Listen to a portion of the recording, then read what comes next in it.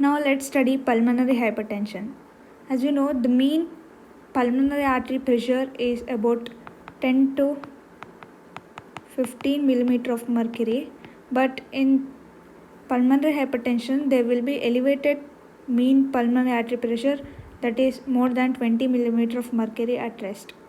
Here, as we know, hypertension leads to a risk of atherosclerosis, and here there will be medial hypertrophy and intimal fibrosis of pulmonary arteries, and there will be development of plexiform lesions. Let's see what is this. Due to increase in the pressure of the blood reaching the pulmonary artery, there will be injury to the lumen. This leads to luminal injury, and eventually this leads to intimal fibrosis. There will be hypertrophy and there will be smooth muscle hypertrophy, intimal fibrosis, and that leads to smooth muscle hypertrophy. And to compensate this, there will be formation of new capillaries. They are called the plexiform lesions. Development of new capillaries is called the plexiform lesions. As we can see in this figure, there are development of new capillaries. Especially here we can see the new capillary development. As we can see in this figure, this is the pulmonary artery, and we have the pulmonary vein that takes blood from the lungs to the left ventricle, and the mean pulmonary artery pressure is 10 to 15 millimeter of mercury. When the pressure increases, there will be hypertrophy in this pulmonary artery. Due to this hypertrophy, there will be back pressure to the right atria, and then there will be back pressure to the right ventricle. Hence, this leads to right ventricular failure. That is, due to increase in the pulmonary vascular resistance, there will be increase in the right ventricular pressure. Hence, there will be right ventricular hypertrophy that eventually leads to right ventricle failure. Now, let's see the causes. The first one is pulmonary arterial hypertension. Here, it is often idiopathic, and this is mainly seen in females. And the main clinical presentation of pulmonary hypertension is exertional dyspnea.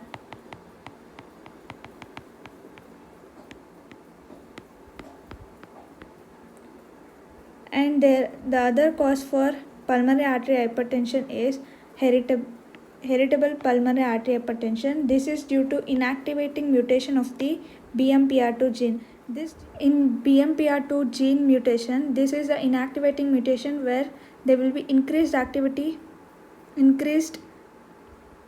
vascular smooth muscle proliferation. This eventually leads to smooth muscle hypertrophy in the pulmonary artery. Hence, this leads to pulmonary hypertension.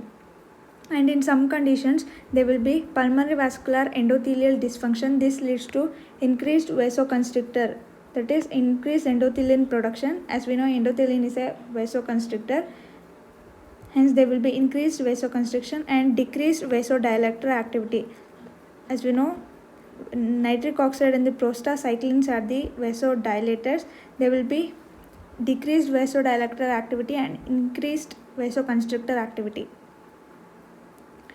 And other causes for pulmonary artery hypertension include drugs like amphetamines and cocaine use, and connective tissue diseases, and HIV infection, and portal hypertension.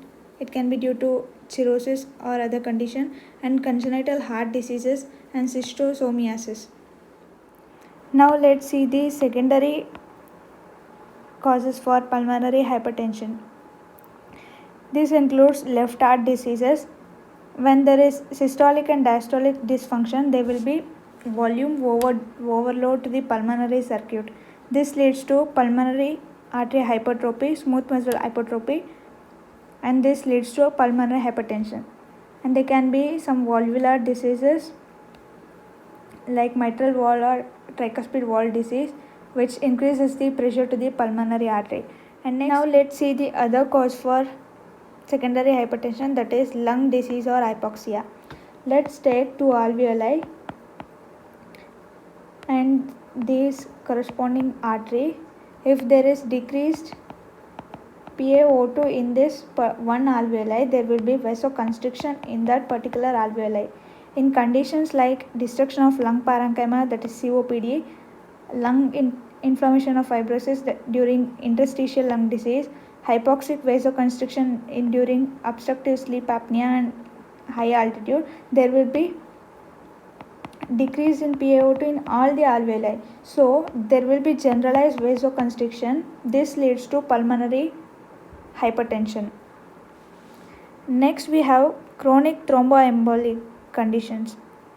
Here, due to recurrent microthrombi, there will be thickening of the vessel wall.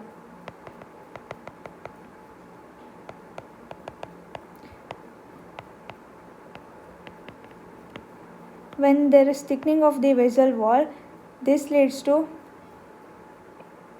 impeding of the blood flow and decrease in the cross section of the pulmonary vascular plate. Hence, this leads to pulmonary hypertension. Next, we have multifactorial conditions, and this can be due to hematological, systemic, or metabolic disorders, along with compression of pulmonary vasculature by tumor. And some tumors also causes the pulmonary hypertension. And in autoimmune conditions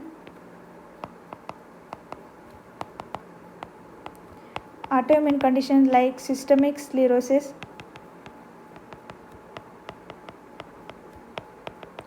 rheumatoid arthritis, and SLE, in these conditions, especially in systemic sclerosis condition, there will be increased TGF beta. Hence, this leads to increased fibroblast activity. This leads to increased extracellular matrix production, and this eventually leads to intimal thickening of pulmonary vasculature.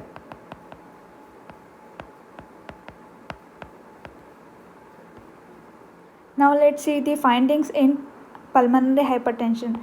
Obviously, there will be exertional dyspnea. This is the major finding, exertional dyspnea.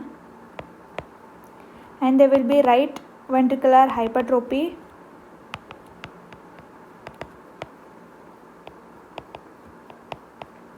And cor pulmonale. Cor pulmonale means right-sided heart failure.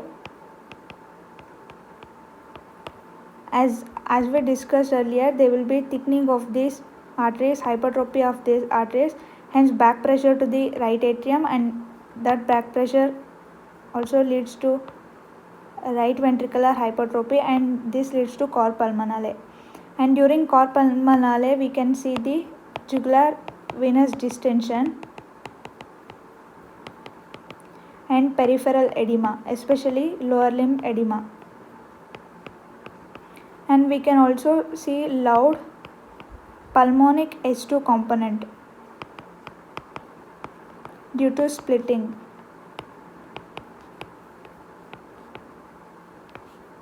And we can also find the prominent A wave on jugular venous pressure waveform. As we know, A wave depicts the right atrial enlargement. Hence, there will be prominent A wave on jugular venous pressure waveform.